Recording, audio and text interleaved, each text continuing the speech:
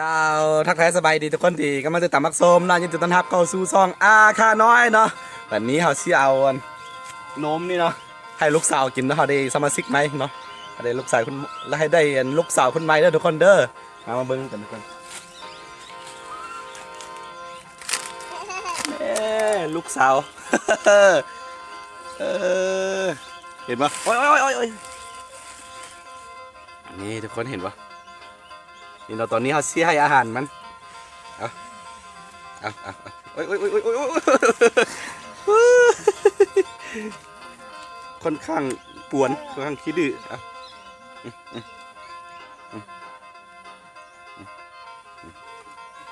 ตอนนี้มันอันกินอาหารยังไม่ทันเป็นเพราะว่าได้ประมาณ4-5 วันนี่ซื่อๆเนาะ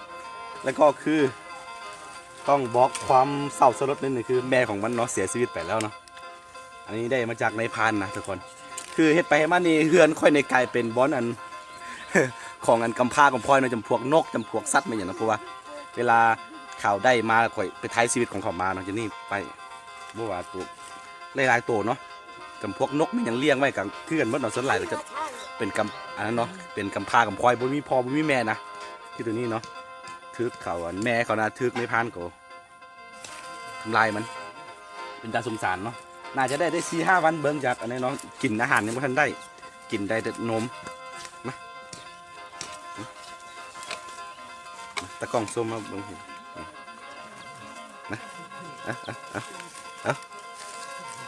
ค่อนข้างป่วนเลย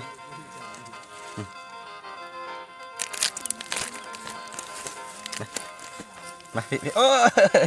นอนสบายซะนี่ลูกสาวน้อยเด้อทุกคนเด้อเดี๋ยวหาซีรีส์มันใหญ่ยันมันบ่รอดอยู่เพราะว่าค่อนข้างน้อยพี่น้องค่อนข้างน่าจะได้4-5 วันเท่านั้นแหละแต่ว่าเฮาซีใส่ความพยายามเนาะดูแลยังเต็มทีนี่กินไหมกินเข้าไปเดี๋ยวใหญ่มาแล้วก็ซีปล่อยเข้าป่ากันน่าปีอันเลี้ยงได้ประมาณปีกว่าก็มันจะน่าจะปล่อยเข้าได้ทุกคนแต่ปัญหาก็คือย่านมันบ่รอดเดี๋ยวนี้นะเอากล้องมาทีมั้ย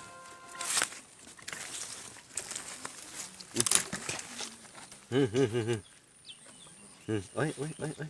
เอา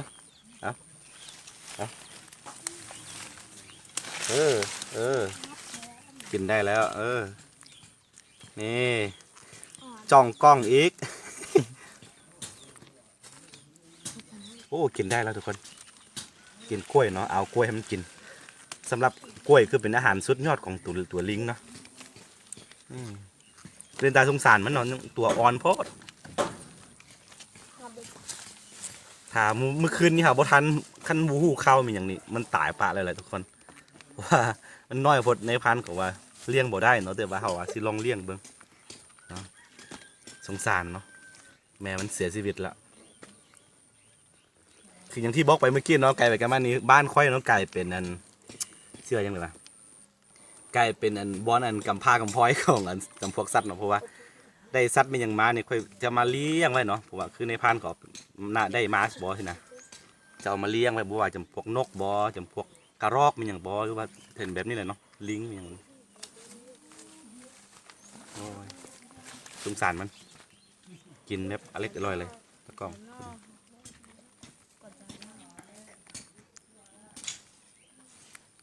นี่โอ้ชุดยอดเลยพี่น้องมันสำหรับลิงคือ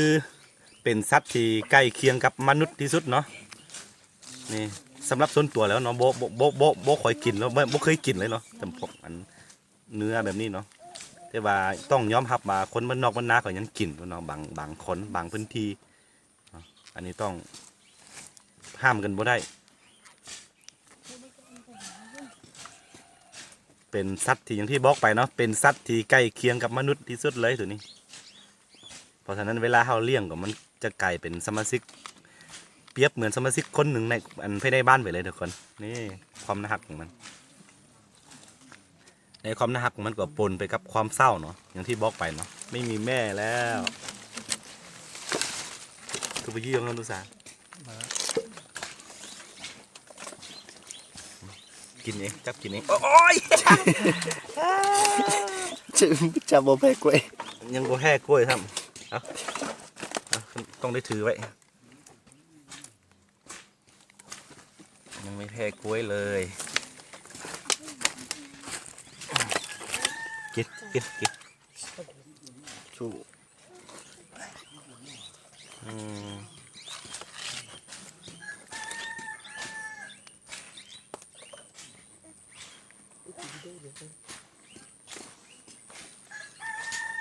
สุดยอดเลย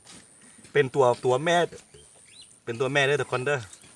เอาสิพยายามดูแลมันอย่างแบบที่สุดเลยเนาะ มันกินกล้วยได้ก็ถึงว่าน่าจะอยู่รอดได้อยู่โอ้ย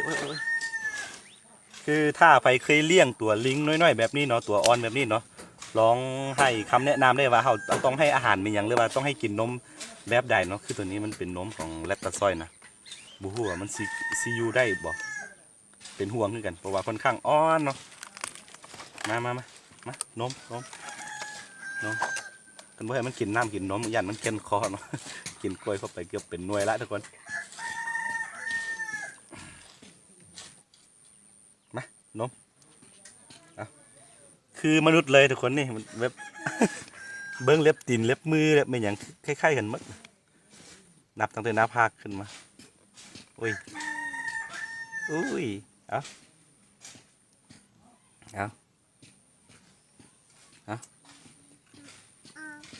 กิน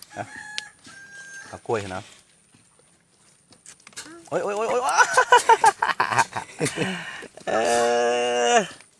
ตัวอ่อนใช่เดี๋ยวมีจนว่าเขากินเข้าไปก็มาพี่เลย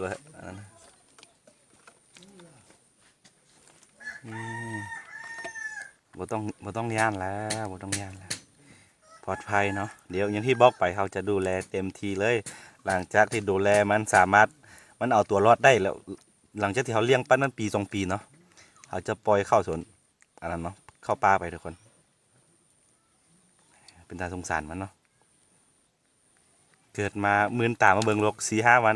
เสียพอแม่เสียแล้วบ่ฮู้ว่าพอยังบ่เอ้ย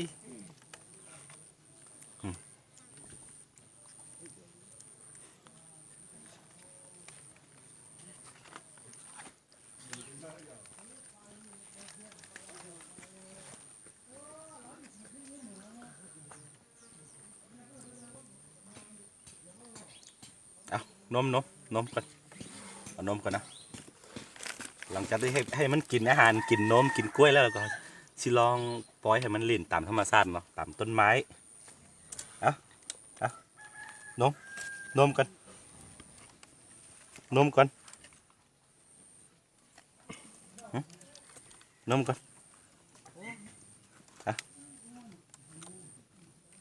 กูกินอ่ะนม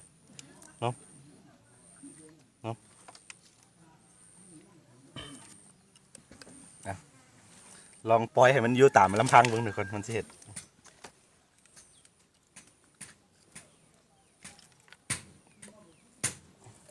มันยังโบแข็งแห้งเถอะเนาะ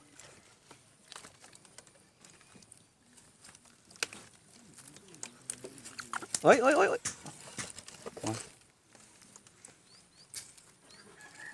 มากินอาเฟอร์นะมา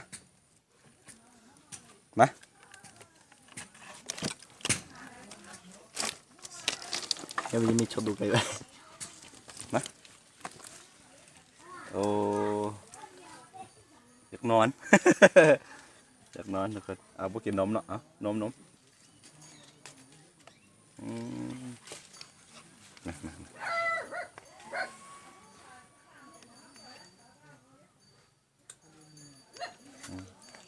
อยู่ค่ะ โอ้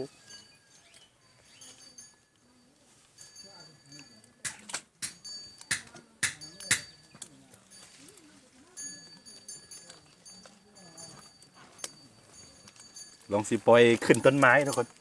มันสิขึ้นได้บ่ ปลาลาบอยากคนยังไงมันก็ใครอะ เอาเล่นได้นี่เล่นตามใจตรงไหนมันติดแม่เนาะมันคิดว่าเขาเป็นแม่มันนะคือเวลานอนกลางคืนคือกันเนาะมันสิบ่ปล่อยเลยเนาะย่านแบบแม่มันหนีปะอย่างที่แบบมันน่าจะฝังใจแบบเวลาเห็นภาพที่แม่มันเสียเนาะเริ่มจับมือจับแขนไว้จนมันบ่ปล่อยเลยทุกคน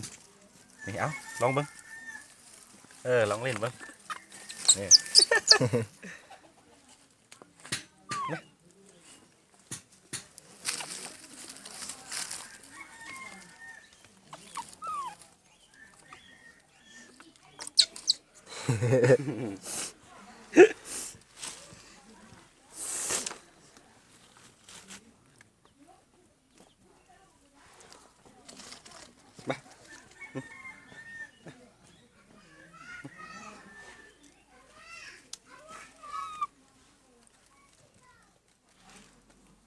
มันคิดว่าเป็นแม่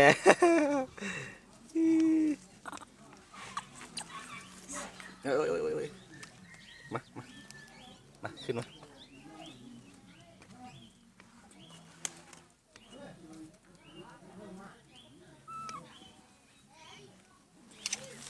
บูว่าต้อง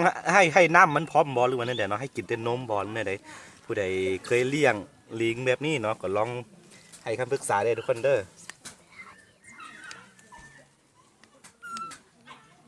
ในทางกฎหมายแล้วเนาะบ่เฮาเลี้ยงลิงกินนี่มันก็เป็นแบบผิดกฎหมายทุกคน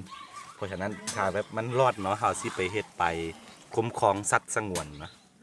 ไปออกนำข่าวเนาะได้เนาะ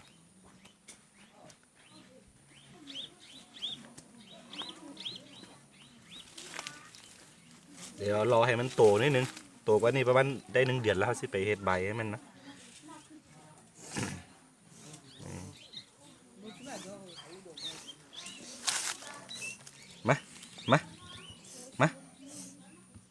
มาเข้าปลาเอาเข้าปลากันเอา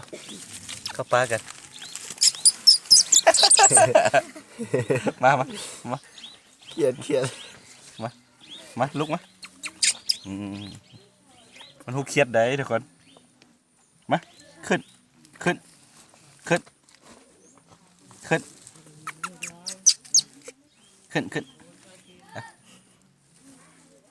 เล็บตีนเล็บมือมันยังคล้ายๆคือกับของคนเลยทุกคน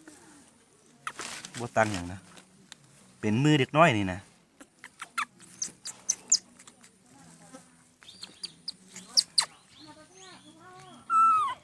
มา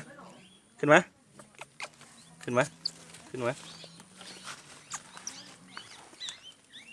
จะฆ่ากันละ ลงมาลงมาอยู่แหละ ลงมาก็อยู่ทางนั้นมา